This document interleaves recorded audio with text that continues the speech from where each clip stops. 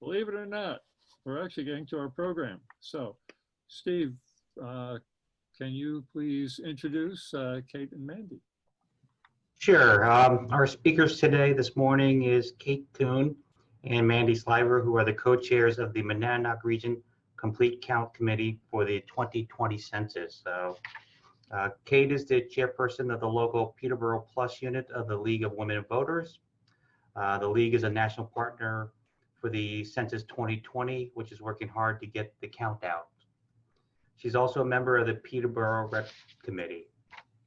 Mandy works from home in Peterborough and as the Assistant Director of Leadership New Hampshire, a statewide organization focused on educating, connecting, and engaging New Hampshire's leaders to better serve our state and communities.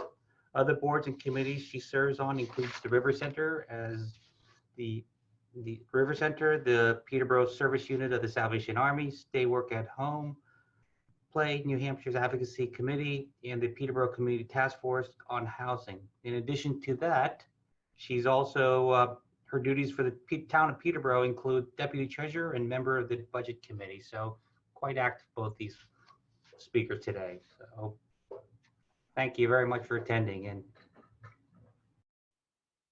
thanks for inviting us. Yeah, we're delighted. I should add, I realized I didn't put into my bio, my husband was president of a Rotary down in Marshfield, Massachusetts, where we lived for 40 years for a long time. So we lived the Rotary life for many years. And I'm also on the community task force for housing that Mandy's on too in Peterborough. I forgot to mention that. But yeah, we are so happy to be here. Because we want to find out what you think is important about the census, what you want us to be doing, what you think you might be able to do, how we can work together to revisit the census that was last done in 2010 and where we are now. It's different. So, Mandy, do you want to start us off? Sure. I was going to say, I didn't know if we're going to admit we didn't rehearse this ahead of time. So yeah, yeah. But we do have you have some screens that you can share. I do have some screens. Yes. Kate and I, got started a little bit later than some communities. So I don't know if you are all familiar with what a complete count committee is. But it's basically, just a community volunteers, so to speak, and it can be anybody. There's no rhyme or reason or rules. It's just whoever's going to do it. That kind of puts a local spin, a local face, a trusted face to the census, because I think one of the biggest barriers that the census faces, and especially 2020, it's an even bigger hurdle, is the lack of trust that people have in the system. There are a lot of people who, feel that they don't need to provide the government with any information and that they don't understand what the census provides and the benefits of the census, and the fact that the census is its own entity, you're not providing information to the IRS or to ICE or to, any other form of the government. You're only providing information to the census to help your community with funding and all that information going forward. So we kind of got involved probably back in January, February. Some communities have had complete count committees for the last year or two, and they've been working on this campaign to just try and get the highest self-response rate for their communities. So a response rate is basically the percentage of people in your town that respond to the census. It's as simple as that. And given the pandemic this year, the self-response rate is hugely important, because by now in a normal year, normal census cycle, the enumerators would be knocking on people's doors if they hadn't responded. Obviously, that's not happening right now. With the pandemic, they are not sending enumerators yet. They may have a date. If they do, I don't know it off the top of my head, but eventually they may start sending them. So they're really relying on people to respond themselves.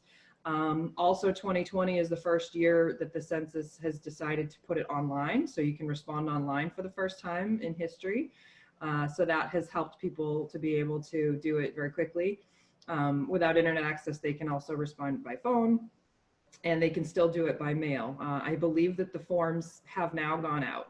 It wasn't the first thing that went out, but I think that at this point, and again, I can check the thing. So some of the things that we're doing as a community is, as a committee, is just trying to get the word out to people in our community, to get the Monadnock region's communities to have a higher response rate, because the more people that are counted, the more accurate the numbers are to be used for funding and for, even for our local government, so that people know how many people in our community. It helps with the congressional districts. It helps with a whole slew of things, and it's the official numbers that will be used for the next 10 years. So, I mean, I can share, if I could share my screen for a second, I'll, oh, okay, I was gonna say, if you want, but it doesn't look like I can share as a participant. So, and that's— No, you'd have to be made a temporary host for a second, or a co-host, if you can, because it'd be great if Mandy can show. We've been hand counting through there's a nice little website that the census does, and response rates. And then she discovered there's a fantastic chart that shows exactly what's happening in our region. So we're the first to admit we're competitive. And so we like to see the numbers go up. Our Peterborough Plus unit of the League of Women Voters includes the Conval towns. And we've been working with Kimberly Saunders Rizzo about, because the school obviously has a big interest in being part of the census. So every week I feed her the numbers, which I've been getting sort of manually, of the 9 towns in Conval. And we're the highest response rate so far. Francistown is breathing down our necks. We get very proud of ourselves, and then we find out that Bedford has us completely walloped. So do you want to take a little guess? This will be I'm sorry we don't have a mug to auction off. What do you think the Peterborough response rate is right now for responding to the census? Anybody want to take a shot? 37%. What, Bob? 37%. Wishful. Okay, let's go higher. Who wants to go a little higher? I'm like an auctioneer here. 60%. You're getting much closer, James. That's good. You have confidence. 75%? What? 75%? Yeah, we're not there yet. No. Bedford is at 78.7. Peterborough, what was it, Mandy? 68 point some. I mean, you can track these numbers every 2 days, and it'll break out the internet rate and the total rate, and it's fun to watch. There's a graph at the bottom. We're now in the light blue. We really want to get in the dark blue. But are you able to show that screen while I've been yammering away? Somebody has to coach me on how to give her the rights to do it. I'm hunting around. I don't know my way through You would Zoom. make her a co-host. Is it in the Let's do manage that. participant section, maybe? Yeah. Gary, you have to unmute. No, it's more the screen share. Bob, it's probably okay. in your security settings. Well, maybe we won't be able to do it. Maybe. Float over. That will allow anyone. There we go. Allow participants to share screen. Right? There it is. Oh, there we go. He found it. Good job. Let's see. So then this is a lead up to thinking, how can Rotary, each of you individually, not necessarily as a group, help our numbers look better? I don't see why we shouldn't do it as a group. Okay, but we also find that when people post census things on their Facebook feeds, that helps. Yeah, that'd be great. Let's talk about ways Rotary as a group could help it happen. So yes, Can you put this Peterborough is link in? pretty close to the Hillsborough County average. So, but we're just under it. So. Yeah. Mandy, Yes. can you text us all, chat us all that link? Sure. Yeah. And this is actually, I know I'm happy, Kate, that you think that I figured out how to make this happen automatically, but this was manual as well. You did this? I did this. Oh, So it's really just a PDF document. Oh, Did amazing. I thought, where has that been living in this census? yeah, I created it last night. Well, it's so beautiful. It's all But color. thank you. I love to format spreadsheets. So we do have a Facebook page that that I did put the link on to the actual PDF, like somewhere. Sorry to make you guys dizzy there. So it is there, but I can send out the PDF, and it's basically the numbers as of 2 days ago. And Kate and I also have a link on here to a Zoom meeting that we have planned next week to kind of get, excuse me, some more people in the community involved. But we have, videos up here that the census has created and different things like that, like different tools that can kind of help. We've also, the census has put together all kinds of, we can handouts and posters and things that, there are some that are more relevant to our area than others. Obviously, we picked a support small business one to show, the Rotarians, just because I know there's a lot of people in business, and then just kind of explains why we ask. And this is where it talks about the seats in Congress, the $1 billion of federal funding, and creating jobs and housing. But again, online, by phone, by mail, there's plenty of different ways to respond. So I will stop that, bring us back to the meeting there. But yeah, Oh, I can dear, I want that trolled up there forever. I can't believe you made that. I'm stunned. Yes, no, I don't plan on doing it every day, but I think that, yeah, for like maybe once a week, I'll go through an update. But Peterborough is almost beat its 2010 numbers, so that's a good thing. We're almost to the point where we're better than our final numbers were in 2010. Yeah. So that's a good start, but I still think 67, we were at 68.6. And if you think about it, that's 32% of our people that we're missing out on funding for. It's crazy. Yeah. So, yeah. When Nicole McKenzie, who's the regional Census 2020 person, came to our League of Women Voters meeting in late November, this is when Mandy and I decided to start thinking something should be done. I asked her, I said, well, what would be your goal, in terms of a complete count? And because she talked about percentages, and she sort of looked at the group and she said, well, 100%. So this is where actually COVID-19 is giving us 3 more months or 4 more months to try to do this. And if you look at the gap between the internet completion and total, it's almost all internet at this point. Yeah. And it's extremely easy to do. It's extremely easy to fill out. I mean, as a group, how do you identify what groups that you're missing? How do you figure that out? We Well, I think- can't. Yeah, I was going to say the census has done a very good job at that, and I was actually surprised at the Yeah. types of people that are typically undercounted in this area. I wasn't really sure where, and what they continue to say is that children under the age of 5 are the highest group of underrepresented, in the count. And I don't know if that's because parents assume, why do I need to tell them about my 2-year-old because she's not in school, or what? Yeah, I don't know what the reasoning is for why children under the age of 5 are underrepresented, but that's going to severely cut back our funding for family resource centers like the River Center, for healthcare related things, for home visiting type purposes. So we want to, and childcare numbers. So we want to make sure that everybody gets counted and everybody understands how to do it. And also rural is typically hard to count, and we have a lot of that. PO boxes, hard to count. So those are some other populations. Looked like Tom's hand was up. I have a question. I have to admit, I don't read the paper every week thoroughly, but I'm wondering how the paper is supporting you. Work in progress. We need to get them more on board. Mandy, do you want to say anything about? Yeah, I mean, that is just a matter of figuring out what we can, what we want to share with them, and I mean what they can do. I admit we haven't had a sit down yet with Heather, and just with everything with the COVID, I know that she's been overwhelmed, and we also need to figure out. I think we do have some funding.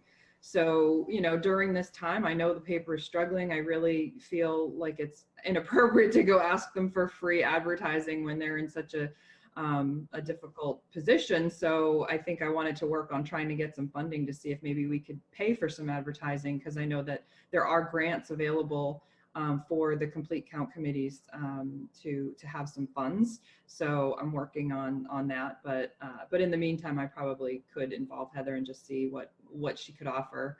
or what she was willing to offer, and see if we could do a story. I'm that's sure she's willing, and it's certainly newsworthy.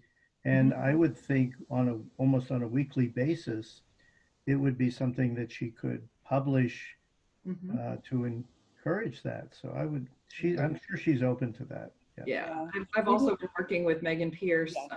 who's a freelance writer for the Granite State News Collaborative, and she's in the process of writing a story right now too. So, That was part of it, a little transition there.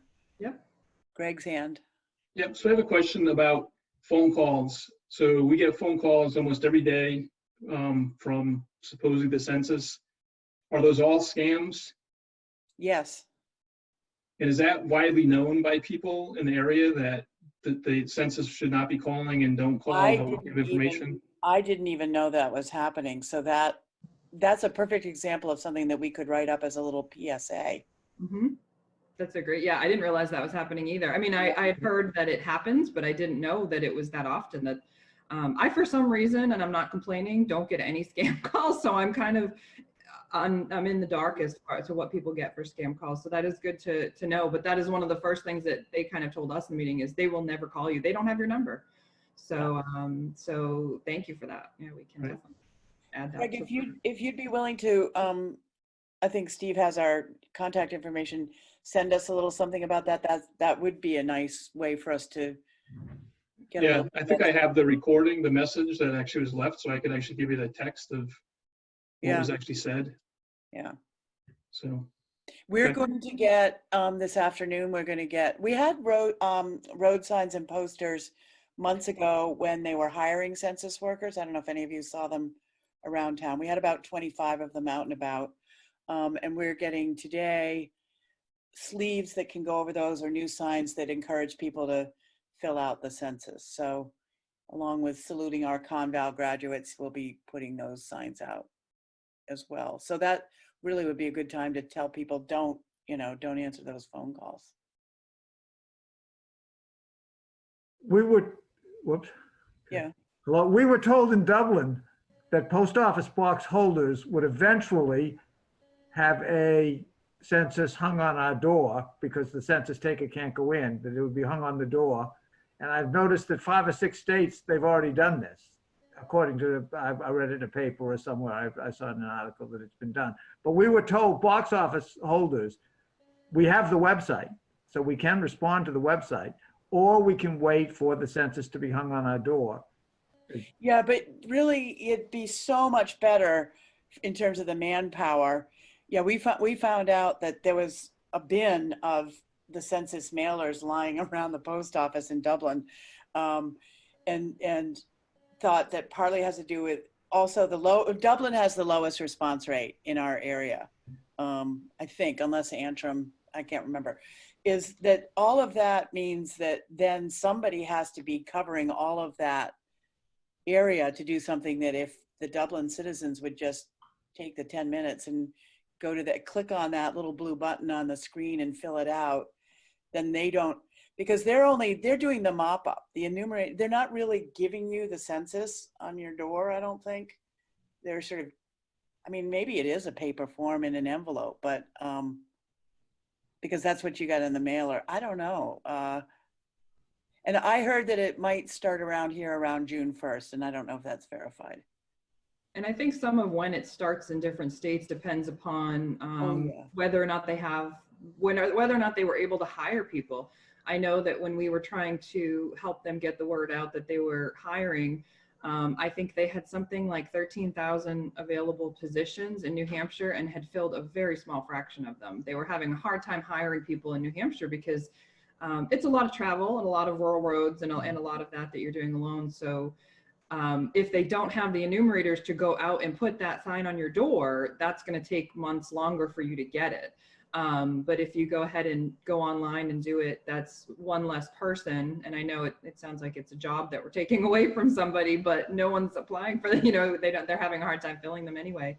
But it's also money that the federal government will save because it costs a lot of money to hire all those enumerators and get them. Thank you. That's exactly what I wanted to know. Yeah. Yeah. And actually now I remember Alaska started months ago because they do only enumerators. That's like they drop them in by rural bush plains and things like that. But We just think, and one of my league members did write a little something in the Dub Hub about that to say, hey, we've heard you're not getting the mailers, but you know, if you just take that first, and you can do it by phone too. We want to make sure people understand that there are people who do not have internet and broadband, are not comfortable. They can do it by phone. Just call in and do it that way. But if you are talking to people, just say, wow, it's really important. It's really easy. It's happening right now. Don't wait for the mailer. The other thing that people do sometimes, because the mailer gives you this 12-digit ID code, and you think, well, okay, I need the ID code. This actually happened to me when I sat down to do it. It's like, where's that piece of paper with the ID code? Then I actually went to respond. And it's a square screen like this. Mandy could probably show you, but we don't have to share screen again. If it says, put in the code here, and then right below it, it says, what if I don't have my code? And then you just proceed to the next page. They've made it a very intuitive, good, form. So all the things that tend to stop people, we say, well, actually, it's not going to be that bad. We in Dublin did have all that explained to us. And we have a little local newspaper called the Dublin Advocate Yeah. that wrote to Custer's office and said, what do we do? And had that all explained to us. Oh, good, good. We'll spread the word. We'll give you posters. Okay. What else could Rotary do if it wants to? I'm learning. Talk to the people at the post office. If the post office has the mailers and they're not putting them out, it doesn't make any sense. Well, that was months ago. That was like right Okay. around April. It was a rumor. How about nursing homes and places like that? They're on it. So I've talked to Rivermead. They're on it. Other places. I've talked to Matt's. Matt's was concerned because it's a transitional population. So in the nursing homes, it's not a situation where somebody can fill them out for people. Everybody has to do their own individually because it's a privacy issue. That was explained to me. So that population, I think, is aware. That'd be a good question to know what their numbers are looking like. But in our area, I guess that's probably considered not as hard to count a population. And I know the schools have been working with us very well to help get the message out too, and in individual towns. So it's just, the COVID situation has made all of us, the word of mouth is spreading a lot slower these days because, people aren't meeting on the streets and aren't having conversations in coffee shops and things like that. So it's a little bit harder to reach the people who aren't on the internet or associated with the school or showing up to select board meetings. So anybody like that is really who we're trying to help to understand. And again, anyone who has questions, who doesn't understand why they should do it or thinks that it's a bad idea to do it. So, yeah. Tom? What about the library has a listserv, the town has a listserv, all of these organizations we have the Rotary clubs. Can we leverage that? The Library Association is also one of the national partners, and Mary Hubbard has in particular done a lot of work with us. And as you know, right now they've got another thing kind of on their plate, but they are definitely part of that. And I will say I'm a little disappointed with the town because, when did I start, Mandy? Like a month and a half ago when they started doing the Zoom meetings, I asked them to announce, I'd have them give in the agenda, put in the response rate and make a plug for the census. And then they sort of did. And I said, and we gave them a graphic. Could you run that on the town channel? Which I don't know who watches it anyway. So there is some, but it's not hugely robust, is what I would say. We are going to try to get one of the select board people to come to our next Zoom meeting, and maybe that'll Mandy, I'm sorry, I cut you off, I think. No, I was just gonna say, in their defense, they've been a little distracted. You know, the towns, I know That's true. they've been doing a lot in the Zoom meetings. Trying to do a select board meeting over Zoom is probably very challenging. So they did say right up front, you know, we'll support you, but we don't have the manpower to help you. Other than like, if you hand us something, we'll pass it along. And so they were kind of forthcoming with that, which is understandable in this climate. But yeah, I think that even helping them, you know, by handing them the information and by reminding them is, we've been trying to do that a lot.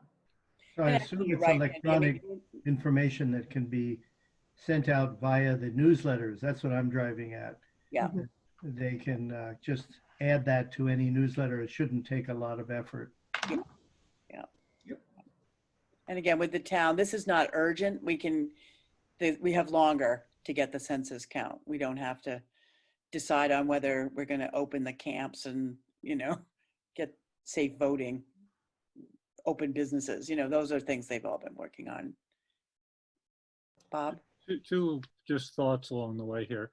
One was for your underreporting of really young children. Do you have any attempt to just get some awareness in all the pediatric offices in the area? Because Great idea. obviously that's an avenue I can think of that might find people that you're not otherwise going to get to. Just at least make sure they, one, are aware of the issue, and two, have some reminder to go, oh yeah, we should, whenever we talk to somebody, ask that question. I think they would if somebody told them that was a good idea. And it feels like other people are competitive. If you either end up buying space in the paper regularly or encourage them to just throw in a little box score of your percentage, and maybe the lead community in the area and maybe the lag community in the area, if not the full list, but just or a graphic with a where is Peterborough on the scale from here to there for the range of towns. Like I said, people are competitive in strange ways. So if it inspires you, it may be, you know, not much more information than that it exists, and you know, a tagline of how to do it, Yeah. and maybe the one of nobody will call you, so those are scams, but This is great. you can call them at this number. Yeah. Yeah, right. The scam alert. You guys, these are fabulous ideas. Tom, again, you said listservs or like the newsletter things, the library, the town. Did you say Rotary also has one? Rotaries, both clubs have, and Jaffrey Ringe also has a club newsletter. I'm sure some of the Kiwanis and the Lions and all of those communist groups have propaganda systems that they can send things out. Yeah, it would help everybody. Yeah. Yeah. It looks like Bob, Bob's talking. Bob, your mic's off. Yeah, it shows it's on now. Okay. You're on. You can't hear him. No. We Bob, need subtitles for you. We can't hear you, but you look like your lips are moving. And it claims your mic is on. It might be that his headset's Your on. headset may not be Headset. plugged in all the way.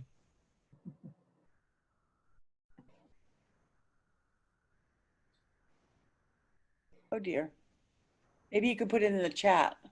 I was gonna say, I'll call you after, Bob, if it was a brilliant idea that way. Yeah, yeah, we Type want it- the brilliant Type idea. it into the chat, Bob.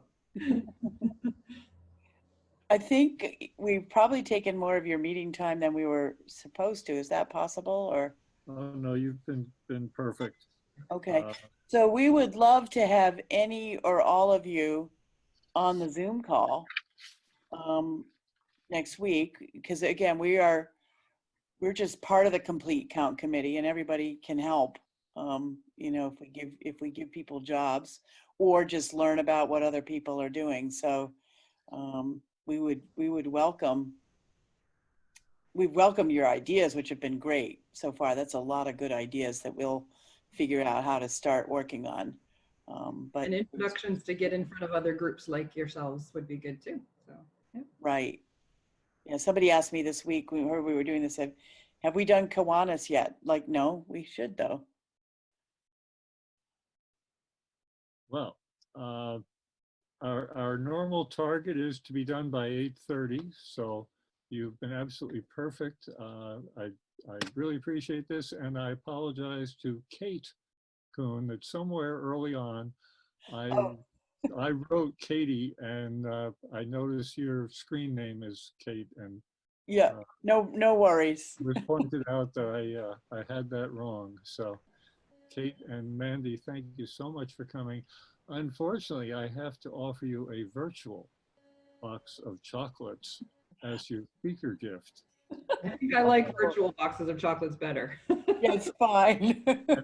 And word of warning, if once they open up the doors, I could actually get your personal box of real chocolates 120 feet away from where you're sitting, but they're locked away inside Scott Farrar at the moment. Or you could put them in the Conval N68 Hours of Hunger drop boxes. I know they want Cheerios and spaghetti sauce, but maybe somebody would like the Okay. chocolates as well. So, does anybody have any final information to share?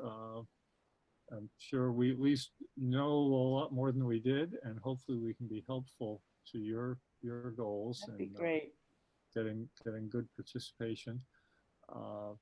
Our next meeting is really the Tuesday cruise by, and watch for some more ready for public use communications, Tom, on the details, but somewhere between 11:30 and 11:45, Tuesday morning, the 26th, we'll be looking to marshal a parade of indeterminate size from the parking lot at Monadnock Community Hospital right in front of the emergency room door, but at the farthest end of that parking lot away from the building so that we're not blocking anybody who's trying to get to that door.